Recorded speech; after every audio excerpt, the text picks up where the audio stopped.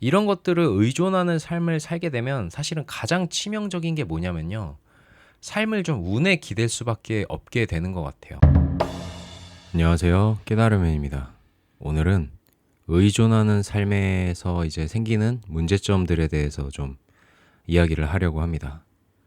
제가 신입사원 때 이제 회사를 다니면서 이제 월급을 받잖아요. 이제 맨날 대학교 생활만 하다가 월급을 받다 보니까 이제 좀 정신 못 차렸던 시즌이 좀 있었어요.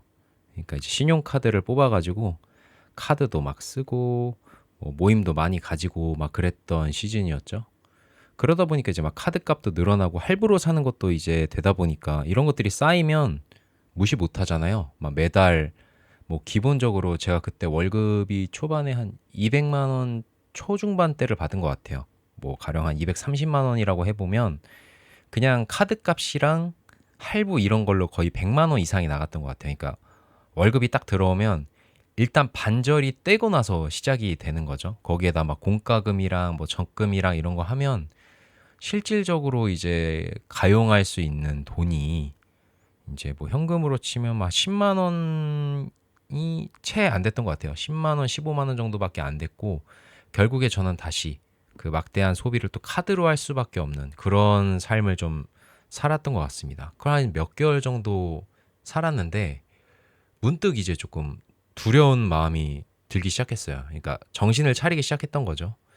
그때 뭐가 이제 좀 두려웠냐면, 이렇게 돼서 이런 것들이 계속 쌓이다 보면 회사를 못 그만두게 될 수도 있겠다라는 생각이 좀 들었어요. 사실 그때 이제 회사에 계시던 이제 뭐 과장님들, 차장님들, 부장님들을 보면 회사를 이제 그만두면 안 되는 입장이신 분들이 많았죠. 사실 저랑은 좀 결이 다른 게 저는 이제 좀 흥청망청 소비를 해서 그런 거고 이제 그분들은 부양해야 될 가족도 있고 이제 나가야 될 고정비도 있다 보니까 당장 회사 수입이 끊기면 좀 곤란한 상황이잖아요. 그래서 이제 계속 다니게 되는 분들이 있었고 결국에 이제 그림으로 봤을 때는 회사에 좀 의존을 하고 있던 그림이었죠. 그러니까 저도 그때 그 모습을 보면서 나도 이런 것들이 계속 되다 보면 회사에 의존할 수밖에 없게 되겠다.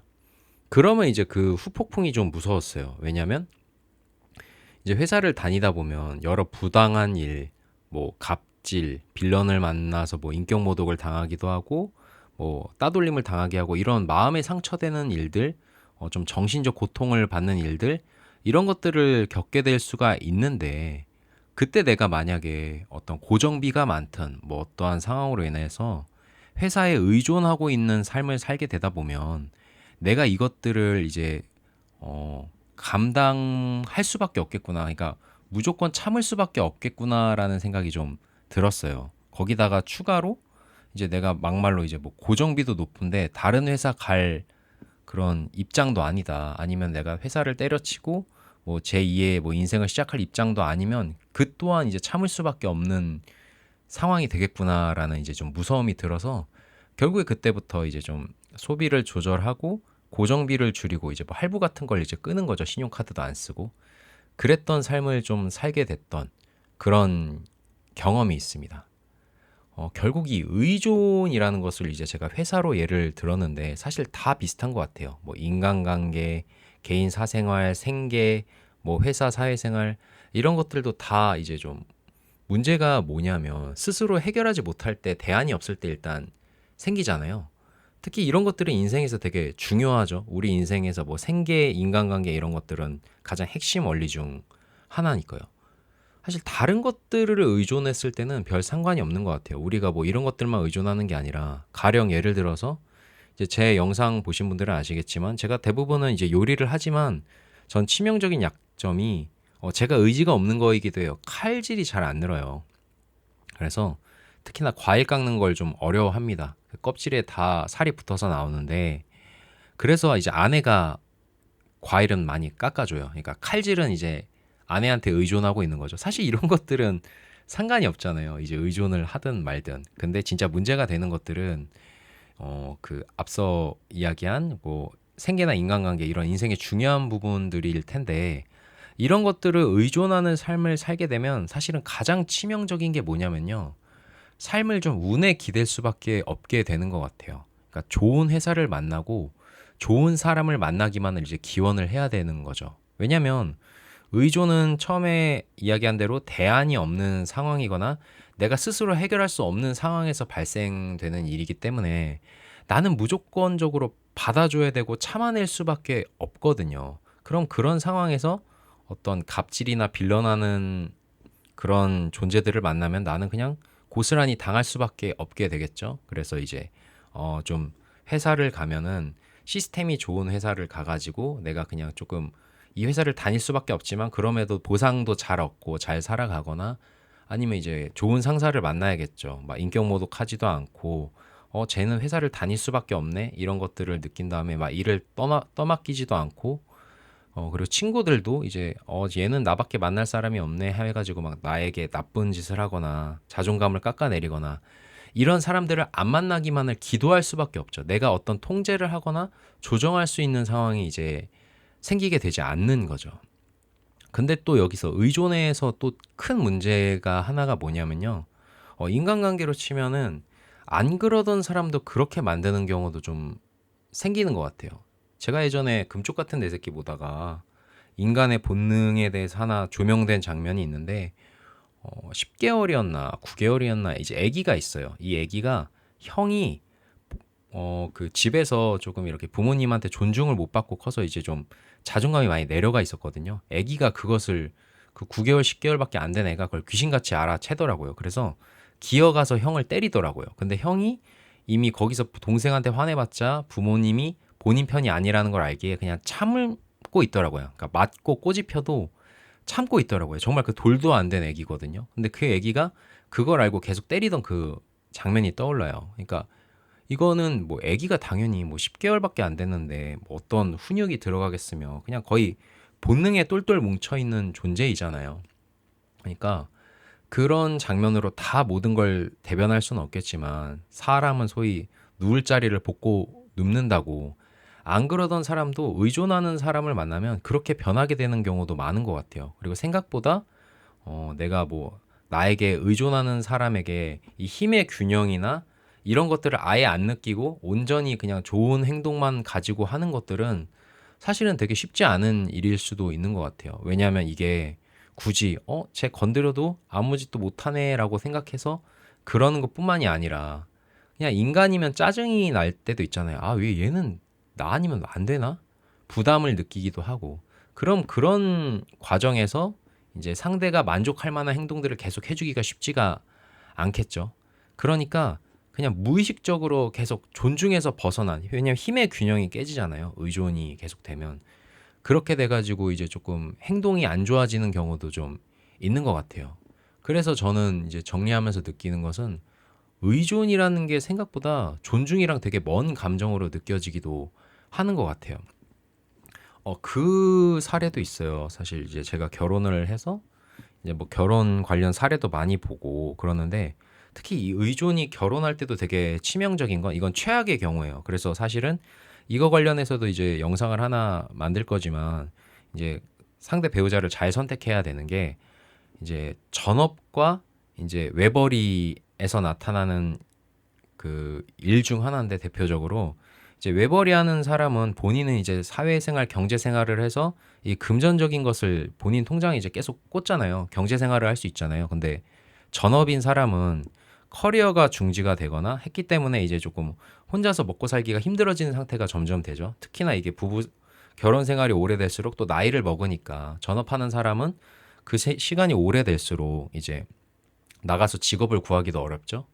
그러면은 이제 전적으로 이 경제, 집안 경제는 외벌이를 하는 이 돈 버는 사람한테 의존하게 되는데 뭐 그때 어떤 사람들은 이걸로 이제 슬슬 좀 갑질 아닌 갑질을 하기 시작하는 거죠. 생활비를 탔을 때 하나하나 꼬치꼬치 이제 지적하면서 너 뭐 하는 거냐라고 이제 뭐라고 하기도 하고 아예 돈을 안 줘버린다든지 이렇게 좀 생활비를 안 줌으로써 괴롭히기도 하고 무시하기도 하고 너가 나 아니면 어디 가서 뭐 돈 벌어먹고 살겠냐 이런 식으로 하는 그런 그림들을 되게 많이 봤던 것 같아요. 특히나 이제 이혼 관련 프로 같은 데 보면 그런 게 많이 나오고 또 반대로 이제 전업하는 사람들은 혼자서 뭐 육아나 이런 것도 도맡아서 하다 보니까 아이와의 유대감이 되게 강해요. 그래서 이제 전업하는 사람들은 또 어떤 식으로 행동하냐면 이제 외벌이인 사람들은 밖에서 일을 하다 보니까 이제 육아나 이런 아이와의 관계에 있어서 의존을 할 수밖에 없잖아요. 그러면은 집에서 육아하는 사람이 사실은 이 외벌이 하는 사람과 이제 좀 다리도 놓아주고 시간도 좀 만들어주고 없을 때 우리를 위해서 이렇게 열심히 일을 하고 있다라는 것도 이제 좀 애들한테 좀 교육도 하고 그렇게 해야 되는데 아예 왕따를 시켜버리는 거죠. 이렇게 편을 먹고 뭐 애들과 이제 그 집에 있는 사람이 편을 먹고 외벌이 하는 사람을 이제 막 공격하는 거죠. 근데 외벌이 하는 사람은 어떻게 할 수가 없는 거예요. 왜냐면 가족은 이렇게밖에 없는데 나 혼자만 이제 구석에 몰리면 뭐 이혼을 하든 이렇게 떨어지지 않는 이상 뭐 이걸 벗어날 수가 없잖아요. 그러니까 약간 돈 버는 기계처럼 그렇게 외롭게 살게 되는 그런 경우도 있는 거죠. 그러니까 이 의존이라는 게 이제 부부 사이에는 뭐 어쩔 수 없는 경우가 있겠죠. 당연히 합의가 되면 뭐 전업 외벌이 이렇게 나뉘겠지만 이런 식으로도 좀 안 좋은 경우도 좀 생기는 것 같아요. 그렇기 때문에 여기서 좀 저는 그런 생각을 해요. 기본 베이스는 삶의 기본 베이스는 인생을 좀 홀로 설 수 있어야 된다라고 생각합니다. 그게 이제 하나의 또 선택지가 되겠죠. 회사로 치면 또 다른 선택지를 만들어야 되는 게 뭐 제2의 삶을 준비한다든지 내가 커리어를 높여가지고 이제 뭐 다른 회사를 이직할 수 있는 그런 상태를 만든다든지 좀 고정비를 줄여가지고 내가 당장 회사가 없더라도 좀 살아갈 수 있는 그런 상태를 만들어야 된다라고 생각을 해요. 또 친구로 예를 들면 이제 친구가 없더라도 이제 그런 분들이 계세요. 나쁘다고 할 수는 없지만 혼자서 밥을 못 먹는 분들. 근데 뭐 이제 뭐 직장이나 이런 데서는 이제 주기적으로 다 팀끼리 밥을 먹거나 하니까 상관없지만 이제 뭐 밖에서 친구들이 없을 때 혼자서 밥을 못 먹으면 그거 어떡하죠? 이제 그것들에 대해서 좀 이제 제약이 생기잖아요. 뭐 그런 것처럼 친구가 없더라도 혼자 놀 수 있고 혼자 보내는 시간이 충분히 행복하고 의미 있게 보낼 수 있어야 하는 것 같아요. 이제 그리고 가족이 없더라도 건강을 돌볼 수 있어야 되죠. 뭐 가끔 이제 나이가 좀 들게 되면은 막 가족들이 안 챙겨주면 그냥 아예 건강을 놔버리시는 분들이 계세요. 그거는 뭐 나이가 막론하고 이제 어려도 그런 분들이 계시고요. 근데 이제 내가 나를 보살펴야 되잖아요. 가족이 없다면 건강이 악화된다면 그것도 좀 아이러니한 것 같아요. 그래서 내가 혼자 있더라도 내가 밥도 잘 차려 먹고 건강도 좀 잘 챙기고 이렇게 해야 되지 않나라고 생각을 해요. 그래야 조금 의존 없이 잘 살아가고 행복을 좀 누릴 수 있는 것 같아요. 특히나 이제 지나고 보면 가령 이제 좀 노년층에 접어들면 이제 만약에 할머니가 안 계시면 혼자서 밥을 못 차려 드시는 그런 어르신 분들이 계세요. 그러면은 그것도 되게 슬프잖아요. 그러니까 나는 혼자서 밥을 먹을 수도 없고 건강을 살필 수도 없는 그런 존재가 되니까요. 그렇기 때문에 혼자서 이렇게 잘 설 수 있는 게 좀 기본 베이스가 되어야 하지 않나라는 생각이 좀 들게 되는 것 같습니다. 그리고 사실 이것도 어쩔 수 없는 이야기인 게 인생이 또 혼자이기도 하잖아요. 사람들이 사실 살다 보면 자기 인생 챙기기도 바빠요. 내 건강, 내 진로, 내 목표, 내가 하고 싶은 것들을 챙기는 것도 너무 바쁜 삶이잖아요. 사실 쉽지 않은 게 인생이라는 건데 거기서 내가 전적으로 타인에게 의존해서 할 수 있는 게 타인이 얼마나 부응해 줄지는 좀 미지수인 것 같아요. 뭐 너무나 고맙게 전적으로 내 의존을 받아주면 모르겠지만 사실 그럴 여유가 있는 것도 쉽지 않죠. 그래서 뭐 상호 의존은 괜찮아요. 아까 부부의 사례처럼 부부는 상호 의존이잖아요. 근데 거기서 이제 나쁜 길로 빠지면 좀 안타깝지만 나는 이걸 제공하고 너는 이걸 제공하고 이렇게 의존해서 잘 살아가는 경우는 괜찮지만 제가 오늘 영상에서 이야기하게 되는 부분은 전적인 의존인 것 같아요. 전적인 의존. 그리고 이제 제가 특히나 혼자 지금 많이 해요. 많은 것들을 이제 혼자 하고 혼자 할 수 있죠. 그거에 대해서 행복감도 많이 느끼고요. 그리고 여기서 제가 느꼈던 또 긍정적인 부분은 혼자서 설 수 있으면 좀 선택권이 많아지고 되게 자유로워진다라고 좀 생각을 하게 되는 것 같아요. 왜냐하면 제가 대학교 때 이제 수업을 같이 들어요. 보통 이제 수강 신청이라는 걸 해가지고 이제 친구들끼리 3, 4, 5 모여서 우리 이거 같이 듣고 이거 같이 듣고 이때 점심 먹자 이런 것들을 많이 하잖아요. 근데 전 1학년 1학기 때는 그렇게 했다가 그러다 보니까 자꾸 친구들이랑 듣고 싶은 수업들이 있는데 그것들을 친구들이랑 자꾸 합의를 해야 되는 거예요. 그래서 이런 것들을 좀 포기하고 뭐 일주일에 한두 번은 밥을 혼자 먹더라도 내가 듣고 싶은 수업을 좀 들어야겠다.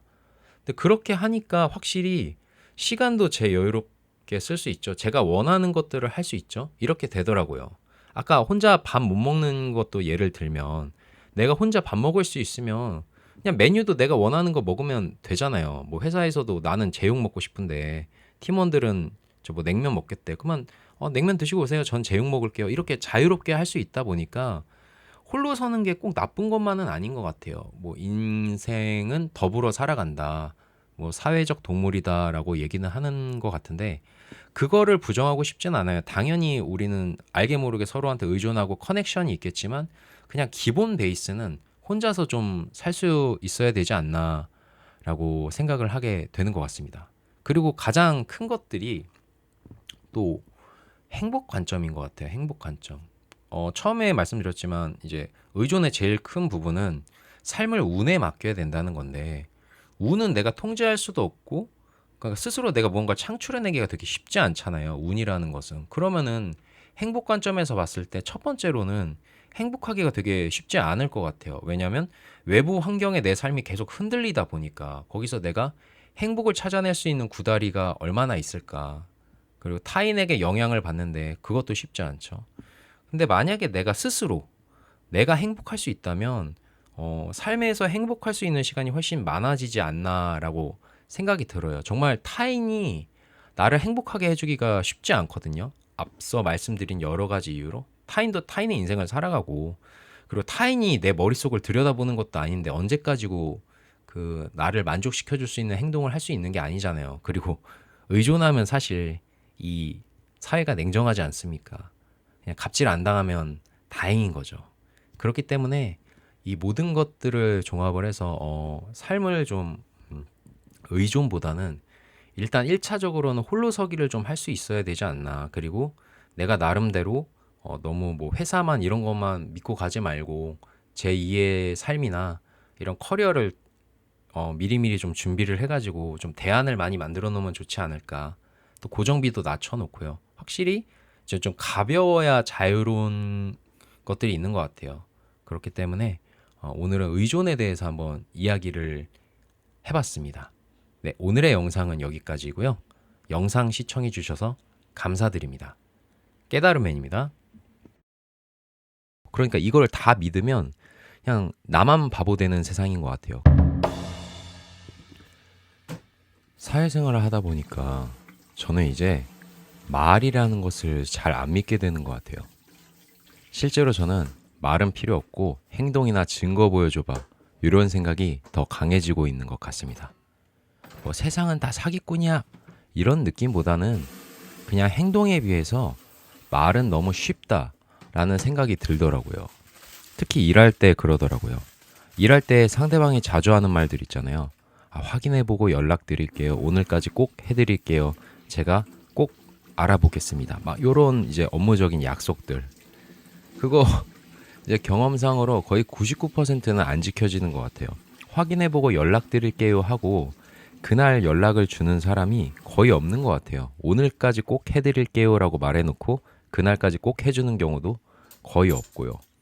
오히려 그런 분들이 있다면 진짜 귀인이죠, 귀인. 저는 회사를 차린다면 그런 분들부터 스카우트 하고 싶어요, 진짜로.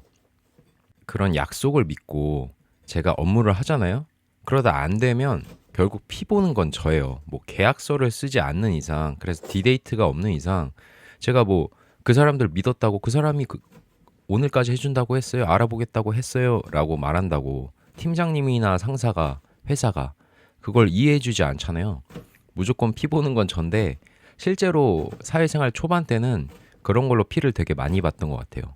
제가 심한 경우에는 한 달까지도 가는 사람 봤습니다. 진짜 해줄게요. 일주일 있다가 와 진짜 까먹었어 이렇게 해서 한 달 간 거죠.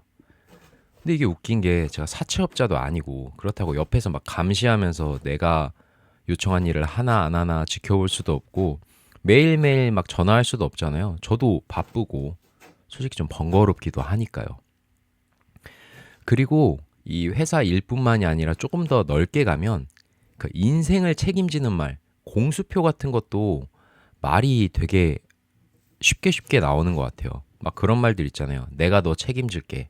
나만 믿고 따라와. 나만 믿으면 너 밀어줄게. 배우 할 때는 야, 나 이번에 작품 들어가는데 너 그거 꽂아줄게. 같이 하자. 막 이런 말들. 사실 안 지켜지는 경우가 훨씬 많잖아요. 제 친구들 중에서도 그 아는 형님이 야, 내가 너 책임질게라고 해가지고 그 형님 따라갔다가 지금 6, 7년째 그 형님이 계속 사업을 벌이고 있거든요. 그거 계속 따라가서 이제 직원으로 쓰이다가 아직도 묶여있는 친구가 있어요. 그 친구는 아직도 그 형님을 철석같이 믿고 있더라고요. 근데 이렇게 남에게 그 공수표를 듣고 설레죠. 너무 설레죠. 그 당시에는 저도 그런 얘기를 듣고 예전에 되게 설렜거든요. 왠지 나 이제 인생이 핀 것 같아. 그런데 대부분 못 지켜지면 그 에너지와 시간을 이제 쓴 건 나이기 때문에 그 책임도 결국 나한테 오는 것 같아요. 뭐 형님이 나를 책임진다고 했잖아요. 뭐 연출님이 저를 끌어준다고 했잖아요. 이거 백날 얘기해봤자 먹히지가 않잖아요. 세상에서는 그냥 저만 손해 보는 거죠. 그렇다고 해서 이 사람들이 모두 사기꾼이냐, 나쁜 놈이냐? 그럼 이 사람들은 말이라는 쉬운 도구를 가지고 나를 속이려고 이 말을 했느냐? 그렇게 생각하냐고 물으신다면 그건 아니에요. 오히려 저는 이런 말들을 할 때 나쁜 의도는 거의 없다라고 생각해요. 그냥 그 순간에는 분명 그런 마음이 들었을 거예요. 너무 마음에 드니까 끌어주고 싶고, 내가 오늘은 할 수 있을 것 같으니까 할 수 있다 얘기하고 확인하고 연락을 주려고 하니까 그렇게 얘기를 했을 거예요. 근데 아까 말씀드렸듯이 그냥 말과 행동에 이런 구조적인 차이 때문에 이거는 어쩔 수가 없는 것 같아요. 그리고 저도 말이라는 걸 안 믿게 된 경우도 뒤통수를 너무 많이 맞아서 사기꾼들이야 이런 개념보다는 그래 말이라는 것은 원래 믿을 수가 없는 구조로 되어 있고 믿기가 힘들다. 어쩔 수가 없다. 그런 생각을 합니다. 그냥 되게 자연스럽게 그런 생각을 가지게 된 것 같아요. 왜냐면 말은 그냥 뇌를 거쳐서 얘기를 하잖아요. 적어도. 그냥 내가 제 마음에 들면 끌어줄게. 오늘까지 해줘야지 하면 오늘까지 확인해 볼게요. 뭐 이런 식으로요. 대신 행동은 변수가 너무 많잖아요. 오늘까지 해드릴게요 하고 전화를 끊어도 내가 갑자기 일이 막 들어오거나 아니면은 전화를 끊자마자 누가 누구누구 대리님 이것 좀 해주실래요? 네네네네 하다 보면은 그거 까먹고 사람 끌어준다고 약속한 것도 막상 끌어주려고 보니까 내가 사업이 되게 잘 나갈 것 같고 되게 상황이 좋을 거라고 생각해서 그렇게 이야기를 했는데 막상 그 사람을 책임질 수 있는 환경이 안 될 수도 있어요. 그래서 이제 저는 안 믿는다는 거예요. 왜냐면 그런 경우가 너무 많으니까. 되게 작은 일이나 사업을 하더라도 변수가 너무 많은데 어떻게 사람을 끌어주겠어요. 책임져주고. 나 하나 인생 책임지기도 어려운 게 사람인데. 또 하나 이유는 저도 그러고 있더라고요. 저도 일할 때 보면은 이런 말들 되게 많이 해요. 뭐 전화해가지고 막 어떤 애로사항이 있어야 하면 제가 확인해보고 내일까진 연락드리겠습니다 라고 얘기를 해요. 왜냐면 그때는 진짜 지금은 바쁘고 내일은 뭔가 한가할 것 같으니까 그러거든요. 그러면 꼭 다음날 외근, 뭐 회의 같은 게 막 끊임없이 있어요. 막 일을 쳐내다 보면 까먹기도 하고 그래가지고 내일까지 연락드린다고 했었는데 제가 한 이틀은 더 걸릴 것 같아요. 이런 말이 못 해줄 때도 되게 많은 것 같아요. 이게 좀 공수표를 날리게 되는 게 상대가 되게 급하게 요청하면 저도 마음적으로는 이 사람을 빨리 안심시켜주고 싶고 뭔가 기대를 충족하고 싶다라는 마음이 뭐 착한 아이 컴플렉스가 아니라 그냥 무의식 중에 쓱 올라오게 되는 것 같아요. 그래서 저도 그냥 최대한 여유롭게 뭐 한 5일 걸릴 거면 그냥 한 7일 걸릴 것 같아요 라고 얘기를 해놓고 그냥 처리하면 좋은데 여유롭게 꼭 한 3일 안에 해보겠습니다. 막 이런 식으로 하게 되는 것 같아요. 왜냐면 상대도 너무 간곡하고 나도 너무 해주고 싶을 때가 있으니까요. 근데 현실에선 그게 실현되지 않는 경우가 너무 많죠. 왜냐면 변수가 너무 많으니까요. 이거는 사실 아까 제가 뭐 저의 인생, 뭐 일, 이런 분야에서만 얘기를 했지만 좀 더 확장해보면 너무 많아요. 이 말만 하고 행동이 안 지켜지는. 그래서 말을 믿을 필요가 없는 거는 거의 대부분의 세상에 적용되는 것 같아요. 정치도 일단 제가 정치 얘기는 하지 않겠습니다만 정치도 그러잖아요. 뭐 무슨 정책 무조건 실현시킬 수 있다. 근데 막상 해보니까 안 되고 짬처리 당하고 또 그러다가 그냥 또 다음 사람 앉고 이게 기본적인 구조고 신문을 봐도 기업들이 막 몇백조 투자합니다. 뭐 신규 채용을 엄청나게 늘립니다. 막 이렇게 얘기를 해도 말이랑 계획이잖아요. 그냥 결국 계획도 말이잖아요. 그러다가 경기 상황 안 좋으면 그냥 철회해버리면 되거든요. 그럼 신문에는 되게 우와 우리나라 경제 되게 좋아질 것 같아. 이 기업이 되게 돈을 많이 써서 이 산업이 뜰 것 같아 얘기를 해도 막상 벌어지는 경우는 별로 없어요. 그래서 우리 살다 보면 신기한 게 아니 신문만 보면 세상이 진짜 끊임없이 엄청나게 변하고 빠르게 돌아가는 것 같거든요. 근데 실제 보면 우리 삶 별로 안 바뀌잖아요. 그냥 내가 맨날 일하러 아침에 일어나서 일하고 아니면 또 학교 가고 이러다 그냥 밥 먹고 자고 이거 그냥 365일 반복이잖아요. 그러다가 한 번 한 번씩 되게 큰 사건들이 터지고요. 세상은 되게 빨리 변하는 것처럼 신문에서는 얘기하는데 내 생활은 그렇다는 거죠. 그러니까 이 말이 부풀려지고 확대되고 막 되게 작은 일도 키우는 게 되게 많은 것 같아요. 이 세상에도. 그러니까 이걸 다 믿으면 그냥 나만 바보 되는 세상인 것 같아요. 그래서 그거는 참고만 하고 진짜 일이든 뭐 인생이든 뭐 신문이든 정치든 다 알겠으니까 증거, 행동, 뭐 수치, 실질적으로 뭐가 실체가 있느냐 이걸 보는 게 내 인생을 좀 리스크를 없이 사는 방법이 아닐까라는 생각을 예전부터 좀 하게 된 것 같습니다. 그래서 저는 요즘에 멋있다고 느껴지는 사람들이 말을 좀 아끼는 사람들인 것 같아요. 왜냐면 이 말이라는 거를 뱉으면 뱉을수록 내가 지킬 수 없다는 거를 너무 이제 잘 알고 있는 거죠, 그 사람들은. 어떤 사람들은 그냥 말을 계속 뱉잖아요. 그래서 말 많은 사람들은 대부분 보면은 실수도 많고 행동이 못 따라가서 약간 가벼운 느낌이 나는 사람들이 되게 많아요. 근데 말수가 적고 좀 필요한 말만 하시는 분들은 확실히 좀 신뢰감도 있고 언행일치가 좀 되는 느낌이 있죠. 그게 그분들이 말 많은 사람보다 뭔가 실력이 좋고 뭔가 행동이 더 빠릿빠릿해서 뿐만이 아니라 그런 경우도 있겠지만 대부분 말을 적게 함으로써 나에게 그 족쇄를 채우는 것들을 조금 최소화시키는 게 있는 것 같아요. 제가 지금 제 아내한테 처음에 매력을 느꼈던 것 중 하나가 또 이런 포인트였거든요. 뭐 당연히 외적으로도 매력이 있었고 성격적으로도 매력이 있었지만 말을 되게 아끼고 불필요한 말을 안 하는 모습에서 제가 조금 존경심이 들기도 하고 와 되게 매력 있고 좋은 사람이다. 신뢰가 간다. 이런 느낌도 확실히 들었던 것 같아요. 그래서 결론적으로 저는 그냥 요즘에도 계속 그 생각을 합니다. 막 뭐 신문에서 뭐 떠들거나 아니면 사람들이 뭐 비즈니스적으로 떠들거나 하면 그 현장에서 그냥 아 네네네 아 내일까지 확인해 주세요 해도 제가 바쁘지 않다면 다시 팔로잉 전화해서 확인하려고 하거나 아니면은 알았으니까 증거랑 행동 보여줘. 그때까지는 나 움직이지 않을 거야. 너 믿고. 아니면 너 믿고 그냥 시간 보내지 않을 거야. 이런 생각을 하게 되는 것 같습니다. 그래서 배우할 때도 어떤 연출님이나 막 제작자가 야, 나 이번에 작품 올라가는데 꼭 같이 하자. 내가 연락할게 해도 마음속으로 뭔 생각을 하냐면 마음은 고마운데 계약서 가져와. 그럼 믿을게. 약간 이런 생각을 하게 되는 것 같아요. 물론 이런 확인하고 증거를 보려고 하고 행동을 기다리는 게 되게 은근히 귀찮아요. 되게 번거롭고요. 왜냐면 여러 할 일들이 많은데 그거를 계속 마음에 남겨놓기가 되게 귀찮잖아요. 근데 살아보니까 저는 말만 믿고 냅두고 그거 믿고 막 다른 일 하고 이래서 피보고 수습하는 것보다 그냥 증거를 확인하고 행동을 확인하고 그래서 그걸 믿고 천천히 이렇게 확실하게 가는 게 느려 보이지만 훨씬 더 빠르고 피해도 적다라는 생각이 들었습니다. 그리고 저 스스로도 말을 줄이고 행동이나 증거로 보여주는 그런 실체 있는 사람이 되고 싶다라는 생각이 듭니다. 네, 오늘의 영상은 여기까지입니다. 감사합니다. 깨달음맨입니다. 내가 왜 이 바쁘고 소중한 시간들을 빼서 만나야 되는지 동기가 잘 안 생기게 되는 것 같아요. 제가 이제 37살이 되면서 이제 30대 중반을 넘어가면서 좀 인간관계의 기준들이 더 한 번씩 변하게 되는 것 같아요. 뭐랄까 중요하게 보는 것들이 바뀌는 것 같고 싫어하는 것들이 바뀌는 것 같아요. 그래서 아 이거 없으면 못 만나겠다라는 느낌이 있는데 그게 뭐냐면요. 매너인 것 같아요. 매너.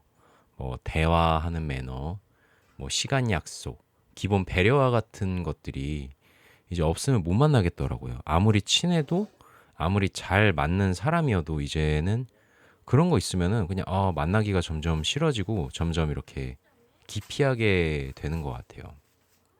물론 이제 어릴 때도 사실은 매너 없는 사람을 뭐 제가 20대, 10대 이럴 때도 매너 없는 친구나 사람들을 보면 이제 조금 좋아하진 않죠. 누가 좋아하는 사람은 없죠. 그런데 그때는 그냥 열받고 말았거든요. 그냥 이렇게 열받고 좀 화내다가 그냥 아무 일 없듯이 이렇게 지나가면서 다시 만나고 이렇게 관계를 하거나 그 친구가 뭔가 되게 재미있는 친구거나 그러면 이렇게 넘어갔어요. 그러니까 어릴 때는 오히려 그런 관계를 이어감에 있어서 매너 이런 것들은 그냥 좀 뭐랄까요? 그냥 후순위의 가치였던 것 같고 뭐 재미, 관심사, 공통점 약간 이런 것들이 조금은 이제 완전 즐거움에 초점이 맞춰진 그런 친구들이랑 이제 어울리고 계속 관계를 했던 것 같아요. 사실 제 동네 고향 친구들이 대부분 그런 느낌의 친구들이기도 했고요.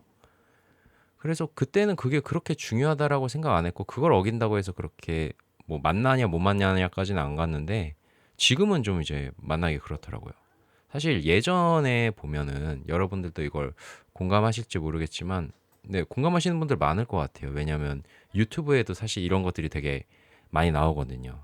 이제 시간 약속 같은 것만 봐도 제 동네 친구들은 한 시간은 기본이었어요. 제가 이제 몇 개 생각나는 사건들이 있는데 뭐 당연히 이제 뭐 5시에 만나자 해서 만나면 거의 10명, 12명, 13명 정도 있었거든요.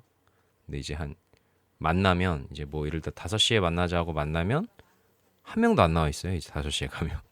그다음 이제 30분 되면은 이제 한 명 나오고 6시 되면은 한 3명 나와요. 그다음에 이제 전화를 돌리기 시작하죠. 그러면은 나 씻는다. 나 거의 다 왔어. 이래서 결국 한 7, 8시 되면은 이제 나오기로 한 사람이 대부분 나오고 나머지들은 안 나와요. 그러니까 이제 여러분도 공감하시겠지만 이제 10명 그 친구들 중에 친한 친구들 중에 약속할 때가 되면 자 그런 시간 약속 매너가 개판인 게 늦는 건 기본이고 아예 안 나오는 사람들도 이제 그냥 두세 명씩 그냥 있는 것 같아요.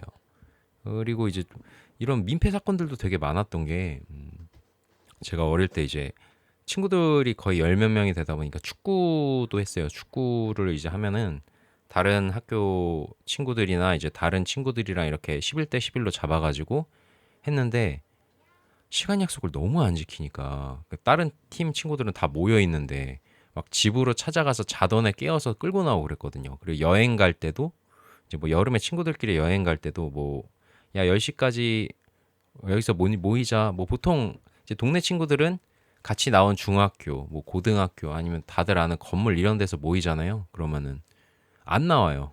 보면 또 자고 있어요. 그러면 막 야 30분까지 안 나오면 버리고 간다. 막 이래도 안 나오잖아. 그리고 안 버리고 가잖아요, 솔직히. 그러다 보니까 그런 시간 약속 개판을 되게 많이 했는데 또 아시죠? 그 이제 나오면 늦게 나와요. 그러면 또 이게 넘어갈 수밖에 없는 게 거기서 화내잖아요. 서로 또 아, 왜 나오자마자 지랄이야 이러잖아요, 또. 그러니까 트러블이 생기기 때문에 이제 화도 어느 이상 못 내게 되는 것 같아요. 그리고 그때 당시에는 그냥 야, 좀 좋은 게 좋은 거다. 야, 뭐 늦는 거 같고 뭐 그 친구를 한 해 만에 막 거기까지 가냐 막 이런 분위기가 좀 있기 때문에 오히려 과하게 화내면 나만 바보 되는 약간 그런 분위기도 있었던 것 같아요. 그래서 돌이켜 보면 이제 어릴 때는 이런 매너 같은 거에 대해서 그렇게 화를 낼 수도 없고 잘 왜냐하면 이게 관계가 자꾸 틀어지니까 그리고 그냥 금방금방 잊혀졌던 것 같아요.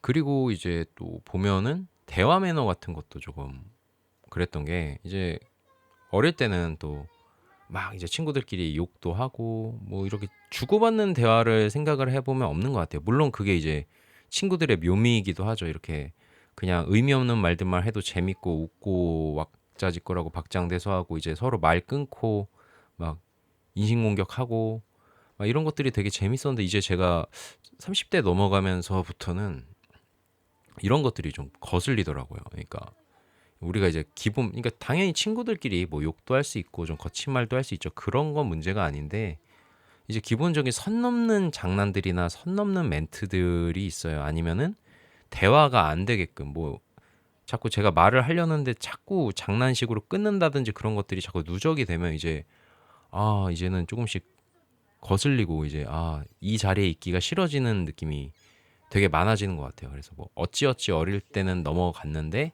이제는 그런 게 안 되는 것 같아요. 그냥 나왔는데 뭐 욕이랑 인신공격만 있는 그런 자리가 된다든지, 아니면 이제 제가 약속 시간에 나와서 2, 30분씩 막 기다리게 되고, 이런 것들이 이제 좀 용서가 잘 안 되는 것 같아요. 저는 이제 조금 그런 만남을 좀 기피하게 되는 것 같습니다. 그래서 사실 동네 친구들이랑 지금 약속을 잘 안 잡게 되는 것 같아요. 그런 부분에 있어서. 이게 왜 그런 거라고 이제 좀 생각을 해보면, 왜 어릴 때는 그냥 넘어가 줬는데 이제 제가 30대가 넘어가면서 왜 못 넘어가질까? 내가 인내심이 줄어들었나라고 생각을 해봤는데, 그건 아닌 것 같고요. 그건 확실히 아닌 것 같고, 제가 생각했을 때는 기회비용이지 않나 싶어요. 이제 나이가 들수록 이런 것들이 좀 용서가 안 되는 이유가, 자꾸 이제 이런 것들이 조금만 쌓여도 친하더라도 이제 약속을 안 잡게 되는 이유는 그냥 기회비용인 것 같아요. 예전에 생각해보면 사실 뭐 회사를 다니기 전에는 다들 한가하잖아요. 그러니까 노느라 바쁘지, 아니면 이제 뭐 취준 전까지는 다 노느라 바쁘고, 뭐 시험 기간에 잠깐 바쁘지 엄청나게 시간을 타이트하게 살진 않잖아요. 대부분 이제. 그러다 보니까 이런 약속 시간에 대해서 기다린다든지, 아니면 약속을 나갔는데 좀 뭐라 그럴까요? 이제 좀 대화도 안 되고 그냥 짜증만 나고 오는 그런 승질나는 경험만 이 친구들을 만나면서 있었더라 하더라도, 내가 뭔가 손해를 본다라는 느낌이 그렇게 강하게 들진 않았던 것 같아요. 그러니까 기다리더라도 그냥 어차피 나 여기 안 나오면 집에서 무한도전 보고 있을 텐데 1박 2일 보고 있을 텐데라는 느낌도 좀 있었던 것 같고, 그래서 약간 감정적인 분노만 좀 넘어가면 되는 것 같은데, 사실 이제 우리가 나이를 들수록 직장을 다니고, 뭐 연애하시는 분 연애하고, 결혼하시는 분들은 결혼하고, 자기 개발하시는 분들은 자기 개발하고, 이 쉬는 시간마저도 중요한 게, 예전에는 노는 거의 연장에서 쉬는 거였잖아요. 그러니까 놀다 지쳐서 쉬었잖아요. 근데 이제 우리가 직장을 다니면서부터는, 직장 다니면서 안 쉬면 다음날 피곤한데, 그 쉬는 시간이나 주말에 그 소중한 주말을 내가 이제 좀 어, 이게 기회비용으로 해서 만남을 가지다 보니까 이런 시간 약속이나 좀 만남이 불만족스러운 만남에 대해서 더 손실을 크게 느끼게 되는 것 같아요. 특히나 또 이 손실을, 기회비용을 크게 느끼는 것뿐만이 아니라 사실 약속 잡기도 쉽지가 않잖아요. 그러니까 이제 안 되는 시간 조율해서 뭐 모두가 되는 날이 잡기에는, 이제 뭐 사람이 많아지면 많아질수록 이제 뭐 약속을 잡으면 한 달 뒤에 잡기도 하고, 되는 날이 없어서 막 그렇게 되잖아요. 그러면은 이게 전체적으로 봤을 때 한 달 정도 뒤에 힘들게 약속을, 그것도 내 휴식 시간, 뭐 자기 개발 시간, 가족들을 보는 시간, 뭐 이런 것들을 빼가지고 겨우 약속을 나왔더니, 그게 아무리 친하든 뭐든 갑자기 막 1시간 늦고 30분 늦고 아직도 이제 정신 못 차리고 그렇게 노매너인 친구들이 있어요. 그러면 이제 예전처럼 넘어가지지가 않는 것 같아요. 너무나 이거는 말도 안 되는 일처럼 느껴지게 되는 거죠. 내가 여기를 만나기 위해서 얼마나 포기한 것들이 많은데, 차라리 그 시간 동안 안 나왔으면 이런 것들을 하는데라는 생각이 좀 이제 강하게 드는 것 같습니다. 심지어 이제 약속 주도할 때도 이 매너에 대해서 좀 거슬리게 되는 것 같아요. 요즘에 여러분들은 약속을 어떻게 잡으시나요? 저는 최근에 이제 제가 단체로 투표를 주도해서 하는 만남은 이제 하나밖에 안 남았어요. 그냥 그 만남도 반기에 한 번, 분기에 한 번 정도 보거든요. 그래서 저는 지금 유일한 모임이, 동네 친구들은 잘 안 만나고 그 모임이라서 사실 약속을 자주 추진하게 되는 것 같지는 않은데, 이제 전 카톡 투표로 하거든요, 보통. 근데 이제 추진해 보신 분들은 아시겠지만, 그 카톡 투표를 해서 약속을, 아 이게 성사가 되는 것까지도 되게 스트레스예요. 그러니까 차라리 성사가 돼서 지각하고 가서 대화를 하면서 노매너가 나오는 것은, 차라리 거기까지 가보지도 못하고 끝나는 경우도 이 나이를 들게 되니까 되게 많아지는 것 같아요. 왜냐하면 여기서도 이 비매너와 배려 없음과 막 그런 것들이 나오거든요. 약속 잡는 것도 예전에야 뭐 한가하니까 저도 엄청 열심히 잡았어요. 제가 친구들끼리 소원해지는 것 같으면 그냥 제가 발벗고 나서서 막 잡으면, 아우 그 친한 사이끼리도 그게 되게 있어요. 막 자기가 원하는 날짜가 아니다, 장소 왜 여기 잡았냐, 메뉴 여기 잡았냐, 이것들은 양반이고 그것들도 스트레스 많은데 일단 투표를 안 합니다. 야, 이때까지 투표를 해줘. 이 날짜 투표를 해줘 하면 그 10명이 넘어가는데 막 4명 투표했고 5명 투표했고 이러면은 막 20대 때는 전화 직접 다 했어요. 그래가지고 야, 너 언제 돼? 언제 돼? 하더. 근데 그게 참을만 했는데 이제는 이 투표를 하는 것도 약속을 잡는 것도 제가 무슨 하루에 2~3시간씩 여유가 있어서 침대에 누워서 투표를 잡고 약속을 잡는 게 아니라 회사 가다 화장실 가는 길에 야 투표 좀 해줘 하면서 투표함 열고 또 바쁘게 막 하고 애기 보고 하다가 투표 잘 됐는지 확인하고 또 하다가 추진을 하게 되면 이제 또 제가 장소도 몇 개 서칭을 하죠.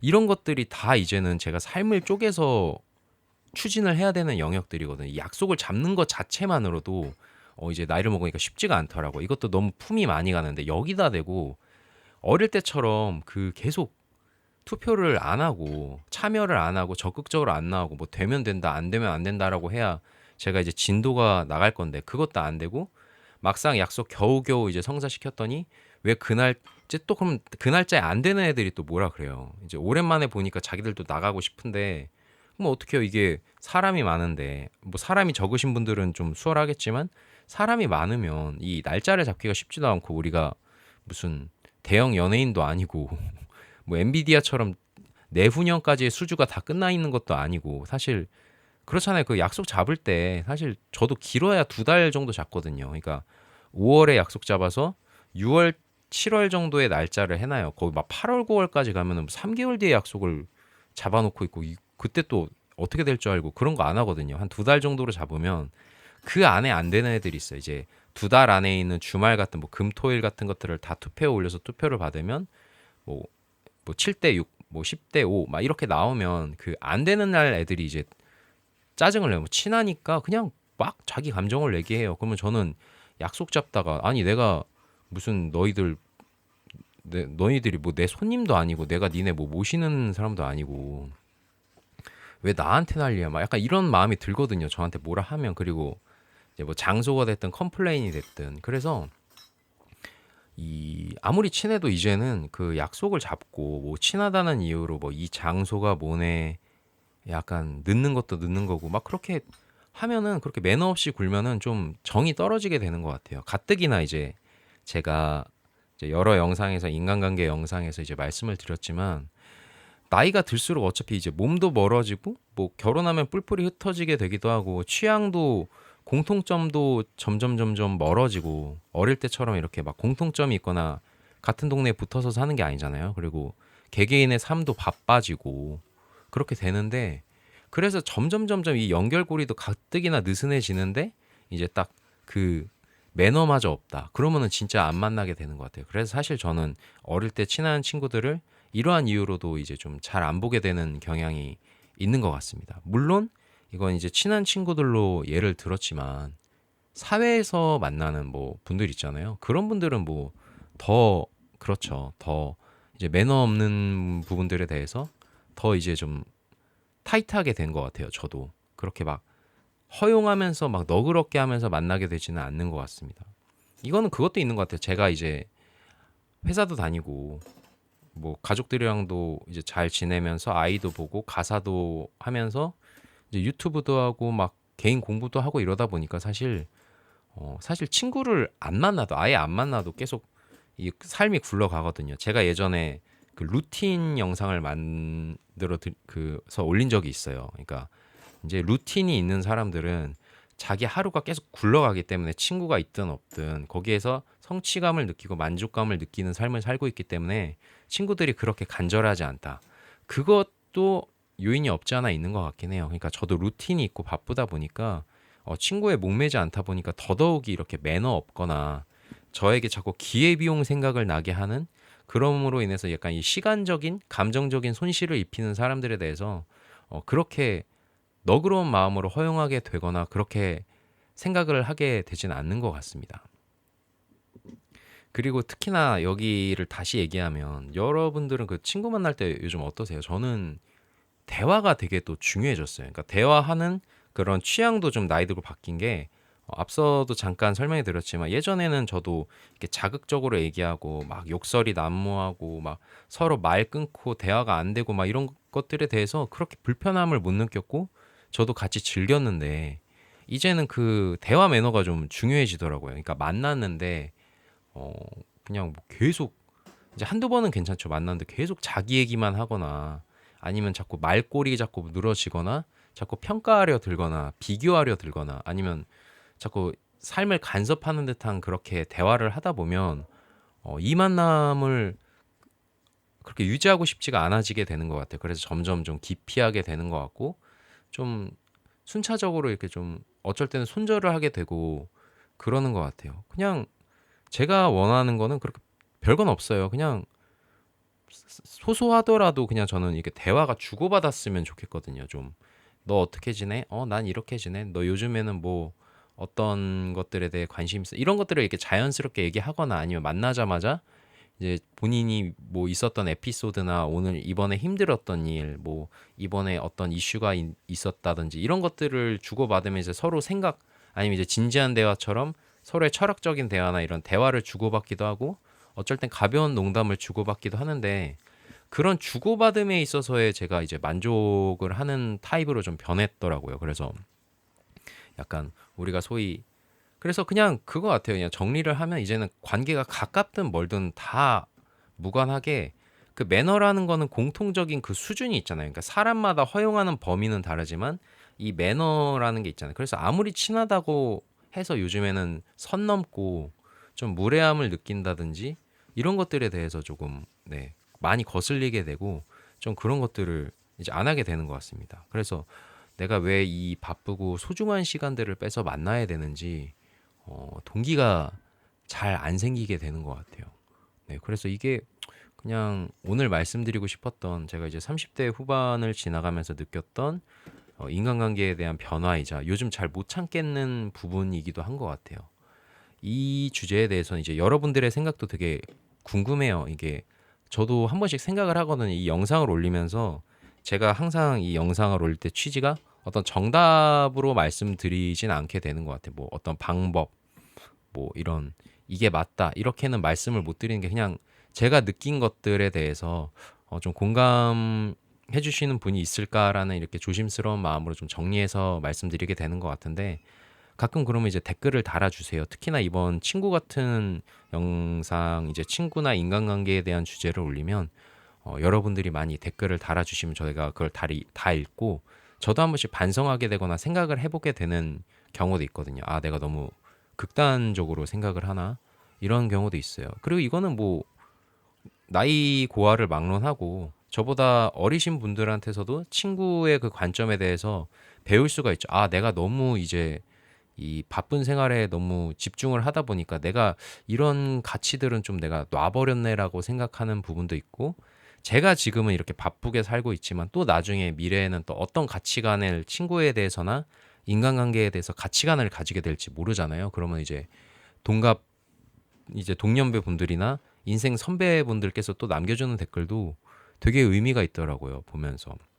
그래서 참 저도 지금은 이제 제가 이 바쁜 생활을 하고 저의 삶에 좀 더 집중을 하고 가족에 집중을 하다 보니 확실히 이 기회비용이라는 것에 대해서 더 크게 느끼고 매너 그러다 보니까 이런 시간 약속, 대화의 질 이런 매너적인 부분이랄까요? 이런 부분에 대해서 되게 중요하게 생각하고 좀 많이 예민해졌다 그래야 되나요? 뭐 좀 까다로워졌다 그래야 되나요? 뭐 그럴 뉘앙스는 아닌데 약간 지금 적절한 단어가 떠오르진 않아서 중요시하게 된 것 같아요. 그냥 많이 중요시하게 된 것 같아서 여러분들은 요즘에 이 관계에 대해서 어떻게 느끼시는지에 대해서도 좀 궁금하게 된 것 같습니다. 그래서 만약에 이제 좋은 의견이 있다면 여러분들이 어떤 생각을 가지고 계시다면 이러한 주제에 대해서 이제 남겨주시면 우리 모두 이제 공유를 하고 좀 서로의 삶을 참고해 볼 수 있는 그런 시간이 될 것 같습니다.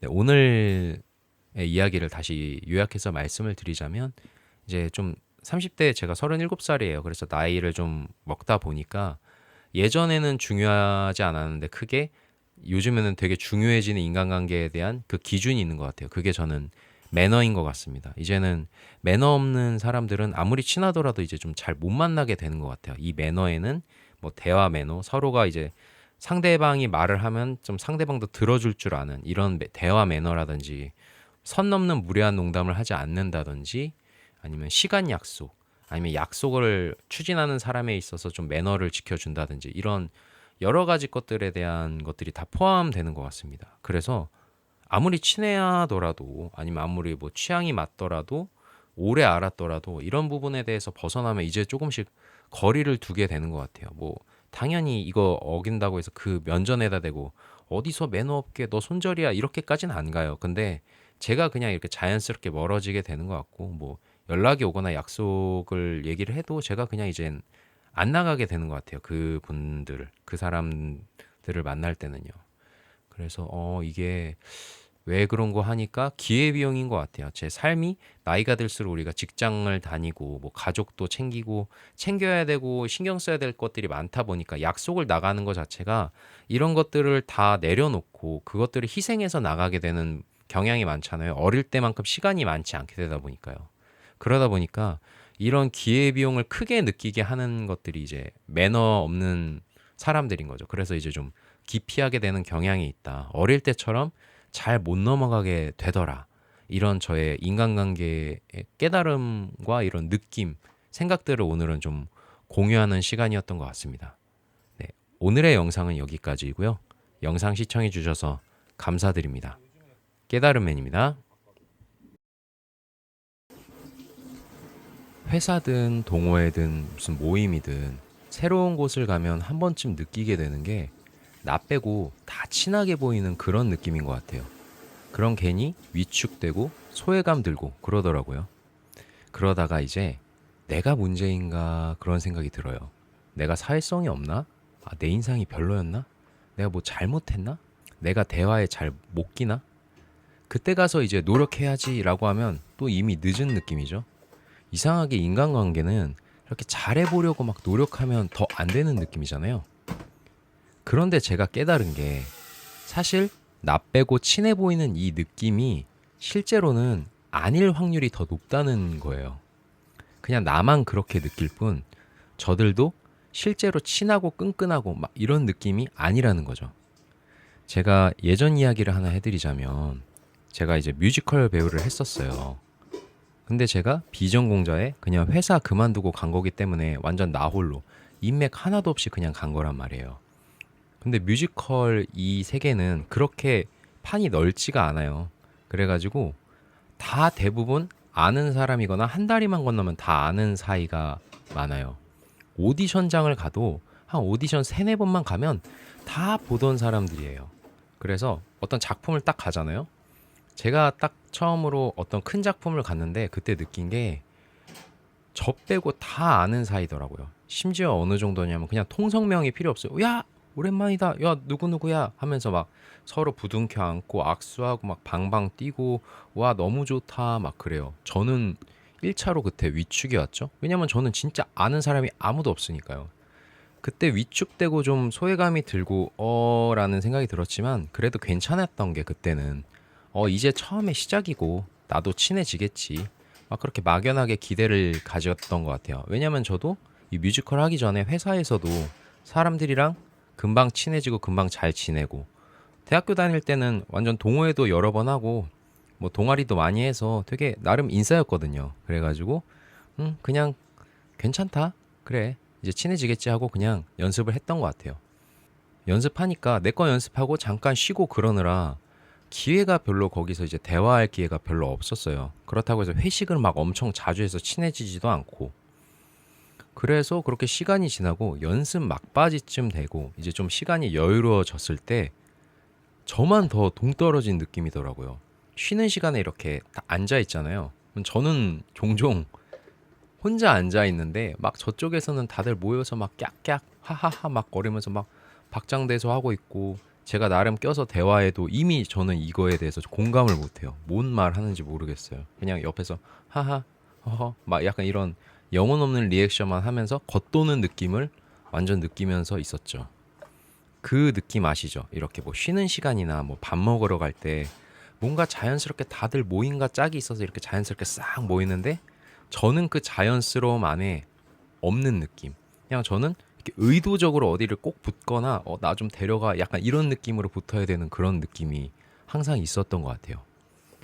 근데 그게 막바지쯤 되니까 갑자기 멘탈이 어느 날 파사삭 이렇게 날아가더라고요. 완전 막 제가 무너지면서 제가 와, 나 진짜 이상한 애인가? 나 사회성이 없나? 막 하면서 엄청 혼란이 오더라고요. 그날 갑자기 유독. 그래서 그날 집에 가는 길에 제가 여자친구, 지금의 아내, 당시 여자친구한테 전화를 걸었습니다. 그래가지고 이제 얘기를 했죠. 아니, 내가 좀 작품을 하는데 나 빼고 다 잘 지내는 것 같다. 나만 여기서 너무 겉도는데. 아니, 나 예전에 대학교 다닐 때까지만 해도 안 이랬는데 내가 뭐 문제가 생겼나? 내가 막 사회성이 없나 봐. 나 뭐지? 막 이렇게 되게 혼란스러우면서 하니까 여자친구도 당황해서 막 위로의 말을 건네고, 결국 다행인 거는 그때 이렇게 좀 쏟아내고 나니까 좀 괜찮아졌어요. 그래, 돌이켜보면 그렇다고 해서 막 날 대놓고 싫어하거나 막 불편해하거나 그러진 않으니까, 그래, 좀 친해지지 못한 건 좀 나중에 생각하기로 하고 그냥 작품이나 열심히 하자. 그래도 작품 하는데 지장이 없으니까. 그리고 이제 작품이 끝났습니다. 근데 되게 웃긴 게 뭔지 아세요?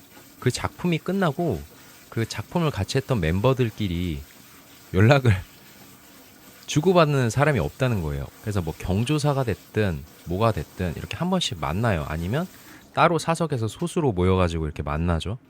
그때 물어봐요. 뭐 이제 A가 있으면 얘가 B, C, D랑 되게 친했던 거를 많이 봤었어가지고, 야 A야, 너 B랑 C랑 D는 어떻게 지내는지 알아? 물어보면 모른대요. 오히려 제가 알아요. 제가 B, C, D랑 얼마 전에 연락을 해서 안부를 아는데 얘는 모른대요. 얘는 완전 죽고 못 살았던 애인데. 그리고 오히려 제가 막 얘기해주고 그런 경우가 되게 많은 거예요. 이게 참 신기했죠? 아니, 그때는 완전 나는 아싸처럼 느껴졌고 제일 겉도는 애였는데, 저도 그렇다고 해서 막 작품 끝나고 엄청 친하게 지내진 않지만 그래도 가끔 연락하고 이렇게 경조사 가서도 만나고 소수로 보기도 하는데, 얘네는 오히려 아예 안 보고 아예 관심도 없네. 서로 뭐하고 지내는지. 그냥 그런 생각이 들었어요. 아, 얘네도 그냥 그때 그 공간에서 그냥 서로 익숙하고 뭔가 이해관계가 맞고 코드가 맞아가지고 그냥 되게 가깝게 지냈던 거구나. 내가 그렇게 멘탈이 바사삭 무너질 그럴 일이 아니었구나. 왜냐면 나 빼고 다 친한 건데, 사실 그 친하다는 게 그 공간에서만 친하고 밖에 나와서는 완전 생판남, 서로한테 관심도 없으면 그게 그렇게 리얼하게 친하다 이렇게 느낄 이유가 없잖아요. 그냥 제가 나 빼고 다 친하네 라고 하면서 제가 위축될 이유가 없었던 거죠. 제가 저를 막 문제 있다라고 생각할 이유가 없었던 거죠. 그리고 더 돌이켜 보니까 사회에선 대부분의 이런 만남들이 다 되게 프로젝트성, 이런 단발성 그런 관계더라고요. 그러니까 그때 안에서만 죽고 못 살 뿐 밖에 나오면 다 그냥 생판 남이 되는 거더라고요. 실제로 저도 그러고 있었어요. 제가 아주 최근에만 그래도 그랬는데, 제가 그 동호회를 나가는 게 하나 있거든요. 거기에 얼마 전에 나갔는데 신입분들도 몇 분 왔어요. 근데 제가 어디 밖에 나가면 그렇게, 예전엔 인사처럼 막 활발하게 했지만 이제는 저도 그냥 이렇게 조용히 있는 편이거든요. 그래서 신입분들이 왔다고 해서 제가 막 먼저 살갑게 말을 걸고 그러지는 못해요. 그냥 제 타입상 이제는 그게 잘 안 되더라고요. 그래서 이렇게 그냥 조용히 서 있었거든요. 근데 마침 뭐 이렇게 좀 어슬렁어슬렁 거리다가 기존 멤버 한 분이 제 옆에 딱 서게 됐어요. 근데 그분이 사실 저랑 거의 비슷하게 들어왔어요. 제가 그 모임을 다 나간 지가 이제 한 1년 정도 됐는데 그분도 한 1년 정도 됐거든요. 근데 그때까지도 제가 그분이랑 살갑게 말을 못 텄었어요. 근데 마침 옆에 딱 서 있고, 저는 이분이 그래도 얼굴이 익숙하잖아요. 그리고 저도 이 모임 나왔는데 이렇게 누구랑 대화는 해야겠다 싶어서 그분한테 이렇게 가볍게 얘기를 좀 몇 마디를 걸었어요. 근데 이렇게 툭툭툭툭 주고받다 보니까 어떤 취향의 공감대 같은 게 있더라고요. 그래서 더 좀 활발하게 얘기를 하게 됐죠. 그럼 중간중간에 이제 신입분들도 오히려 신입분들이 먼저 용기 내서 대화를 하기도 했고, 저도 좀 적극적으로 응하려고 했는데 오히려 이렇게 길게 가지질 못하더라고요. 그냥 뭔가 딱 맥이 끊겨지더라고요. 그래가지고 저도 그냥 본의 아니게 되게 그 옆에 있던 그 기존 멤버분이랑 되게 활발하게 그날은 하루 종일 그 모임이 끝날 때까지는 얘기를 많이 했습니다. 근데 웃긴 게 이러고 집에 가잖아요. 전 그러면 그 기존 멤버분 이름도 막 기억이 안 나요. 그러니까 완전 생판 남이에요. 뭐 연락처도 모르고 이분이 뭐 어떻게 살든 그냥 서로 인생 살고 서로 인생에 거쳐가는 존재조차도 아닌 사이였던 거죠. 근데 그 모임에서는 남들이 봤을 땐 되게 친하게 보이는 것처럼 막 이렇게 웃으면서 대화를 했단 말이에요. 아마 그날 그 모임에서 보셨던 그 신입분이 제가 예전에 그 뮤지컬 작품 했을 때 혼자 겉도는 느낌이 들고 막 소외되고 위축된 느낌이 들었던 그런 마음을 그 신입분이 느꼈을 수도 있어요. 그러니까 이런 거 보면 그냥 이런 관계가 이런 느낌이 사회에서 되게 일반적이고 흔하고 그런 거라는 거죠. 그래가지고 내가 나만 이렇게 소외당한다는 그 느낌이 사실은 되게 어떻게 보면은 그냥 그런 분위기에 내가 속은 거라고 느낄 수도 있는 거죠. 그 얼마 전에 제가 이렇게 유튜브 같은 걸 보다가 제가 오은영 쌤을 되게 좋아해서 오은영 쌤이 어떤 학생이랑 대화한 걸 봤는데 그 프렌드랑 클래스메이트 이거에 대해서 얘기를 해주더라고요. 이제 친구랑 학급 동료? 뭐 학급 친구 약간 이런 개념이겠죠. 그러니까 그 애기가 뭐라고 했냐면 오은영 쌤한테 학교에서 친구들이랑 잘 못 어울리고 못 친해져서 고민이다 하니까 이제 오은영 쌤이 얘기해 준 게 프렌드랑 클래스메이트가 있는데 프렌드는 진짜 친해져야 할 친구고 클래스메이트는 그 학급 안에서 같이 있는 생활하는 아이들이다. 클래스메이트의 기본 조건은 그냥 학급 안에서 서로 준비물 잘 빌려주고 뭐 교과 내용 공유하고 막 교실 안에서 막 안 싸우고 딱 이 정도지. 막 친구처럼 엄청 깊게 지내고 막 그런 게 꼭 필요한 존재는 아니다. 그래서 너가 못 친해진다고 해서 막 마음 아파할 필요 없고 너가 잘못된 것도 아니다. 너가 문제 있는 것도 아니니 그렇게 생각 안 해도 된다. 이런 말씀을 하시더라고요. 저도 그게 되게 공감이 됐어요. 근데 신기했던 건 그 영상 자체에는 좀 반대 댓글도 달렸어요. 왜냐하면 학창 시절에 그 클래스메이트들, 학급 친구들은 실제로 되게 절친이 되는 경우도 많기 때문에 그렇게 당하셨던 것 같은데 저는 오히려 이 개념이 사회에서 되게 적용이 강하게 된다라고 생각을 해요. 오히려 사회에서 뭐 직장 동료, 동호회 동료, 뭐 이런 어떤 모임 이런 거에 있는 데서 오히려 이 개념이 되게 잘 적용된다라고 생각해요. 왜냐하면 회사에서도 사실 막 친해질 필요 없이 일 그냥 서로 협업 잘하고 회의실에서 아이디어 막힘없이 나오기 위할 정도로에만 이렇게 관계가 되면 되지 굳이 막 그 사람들이랑 친해지고 막 가까워질 필요 없잖아요. 그렇게 못한다고 해서 내가 막 문제가 되거나 그러지 않잖아요. 동호회도 그냥 그 동호회 활동 잘할 정도로만 가까워지면 되지 막 밖에 나가서도 죽고 못 살 정도로 할 필요가 없잖아요. 그거는 그냥 개인이 난 사람들이랑 더 가까워지고 싶어 사람을 얻어가고 싶어 이런 선택을 하고 노력을 하는 문제이거나 아니면 운의 문제죠. 왜냐면 뭐 학연 지연 이런 게 엮여 있거나 아니면 취향이 아까 제가 제 동호회 얘기했던 것처럼 취향이 되게 맞는 하나가 있거나 그냥 그런 정도의 느낌이지 막 내 사회성이나 내 문제나 내가 뭘 잘못했나 이렇게 개인의 문제로만 볼 문제는 아니라는 거죠. 그래서 그냥 원한다면 노력하면 되는 거고 원하지 않는다면 안 해도 무방하다라고 저는 생각이 듭니다. 어차피 사회에서 내 자신 챙기기도 바쁘고 내 가족 챙기기도 바쁘잖아요. 그리고 오히려 나랑 가족 챙기다 보면 친한 친구 만날 시간도 없고 간당간당한데 이 사회에서 단발적으로 잠깐 만나서 이렇게 좀 친해진 사람이 얼마나 유지가 되겠습니까? 뭐 유지하시는 분도 계시겠지만 구조적으로는 확률이 되게 낮다는 걸 저는 느꼈던 것 같아요. 그래서 저는 이제 이 사회에서 예전에 제가 그렇게 되게 많이 느끼고 위축됐던 그 나 빼고 뭔가 친한 것 같은 그 느낌에 이제 좀 속지 않게 되는 것 같아요. 그냥 이거 알지 야 이렇게 넘어가게 되는 것 같습니다. 그래서 이제는 점점 시간이 지나니까 좀 해탈하게 되더라고요. 네, 오늘의 영상은 여기까지입니다. 제가 다음에는 더 좋은 영상으로 찾아뵙겠습니다. 감사합니다. 깨달음입니다.